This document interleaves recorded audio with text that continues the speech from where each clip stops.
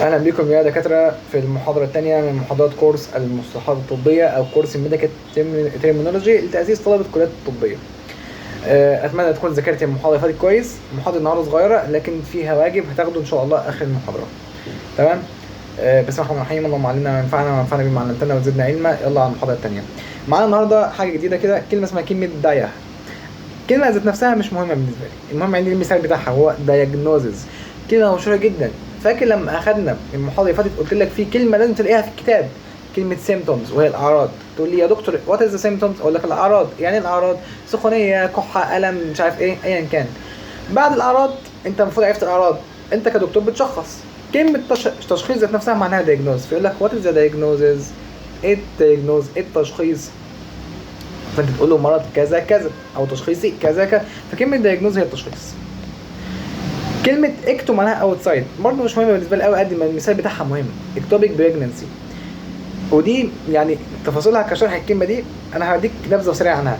الحمل المفروض بيحصل داخل الرحم، في بعض الحاجات اللي بتحصل بتخلي ان الحمل يحصل خارج الرحم او حمل اسمه حمل خارجي. تمام. الحاجه دي مش هنتكلم عنها دلوقتي صراحه، يعني محتاجه شرح باستفاضه شويه وهتاخدها ان شاء الله لما تدخل الجامعه. تمام. فعرف ان كلمه اكتوبيك بريجننسي حمل خارجي، وانت ممكن تكون سمعتها قبل كده في مسلسل، في فيلم، في انت بتقلب قريتها في بوست، حد سمعتها، حاله مرضيه ممكن تكون حصلت عند حد في العائله كده يعني. اكتوبيك بريجننسي. انزيم كلمه مشهوره جدا. انزيمات اولى سنه ثانيه اعدادي عارفينها. الانزيمات، الانزيمات يعني انزيم، هو ده الانزيم. المصوره دي هتاخدها في البايوكيمستري ان شاء الله. تعرف ان الانزيم بيكون فيه حاجه اسمها جزء اسمه الاكتيف سايت، جزء بيستهدف الماده الفعاله، جزء مش عارف بيستهدف ايه. والانزيم انت عارف انه بيسرع التفاعل والكلام ده. فكلمه انزيم كلمه اهو معناها انزيم يعني. لما تيجي تاخد نفس وبتطلعه تاني، انت بتطلعه بتعمل ادي شهيق وبتعمل زفير. الزفير ده اللي هو اكسهيل، يبقى اكسهيل اللي هو الزفير. طب وانا باخد النفس اللي هو الشهيق انهيل. انهيل، فيقول لك ان الريسبيراتوري عباره عن مثلا انهيل واكسهيل، شهيق وزفير، شهيق وزفير. تمام. والموضوع اعمق من كده طبعا بكتير. فين كلمه انهيل؟ طيب نكتبها مع بعض، اللي مش مكتوب نكتبه احنا. تمام. ادي ان وادي هيل، يعني اللي هو نفس الداخل اهو شهيق. تمام تمام. وبعدين الكلمه اللي بعديها ده الواجب بتاعك المفروض ان انت هتاخده. الصفحتين دول انا هاخدهم لك سكرين وهبعتهم لك على جروب الواتساب الخاص بينا ان شاء الله تحلهم، وهصححهم لك على الجروب باذن الله او في الفيديو الجاي.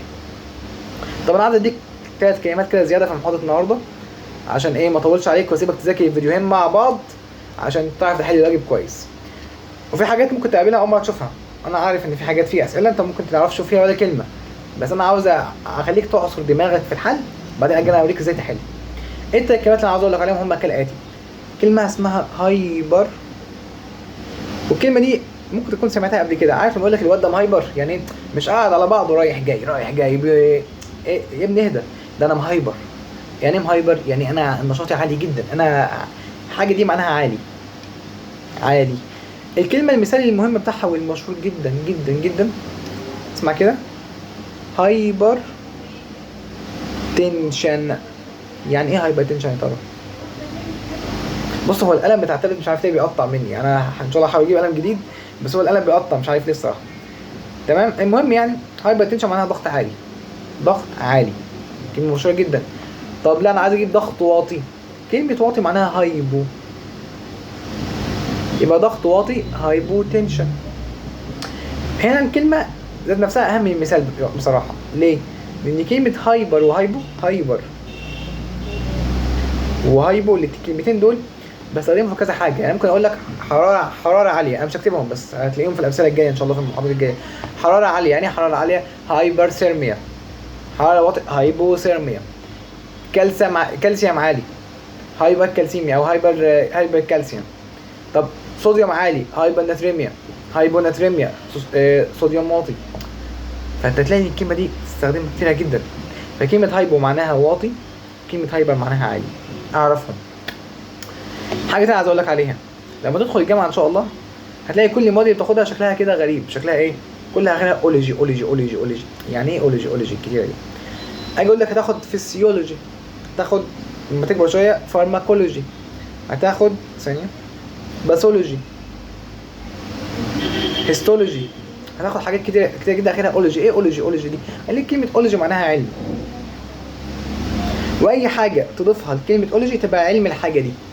يعني مثلا انا عايز اقول لك علم القلم، فهكتب كده قلم اولوجي، قلمولوجي. يعني ايه قلمولوجي؟ يعني علم القلم، علم القلم. مثلا بهبد اي حاجه.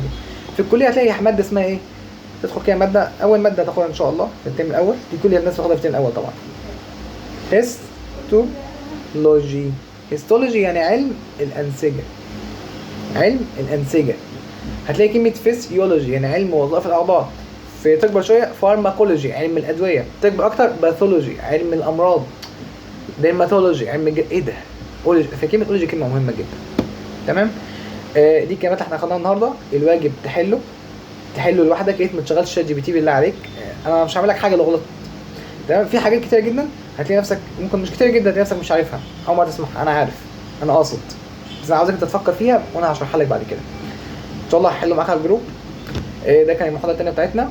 سبحانك اللهم وبحمدك، اشهد ان لا اله الا انت، استغفرك واتوب اليك.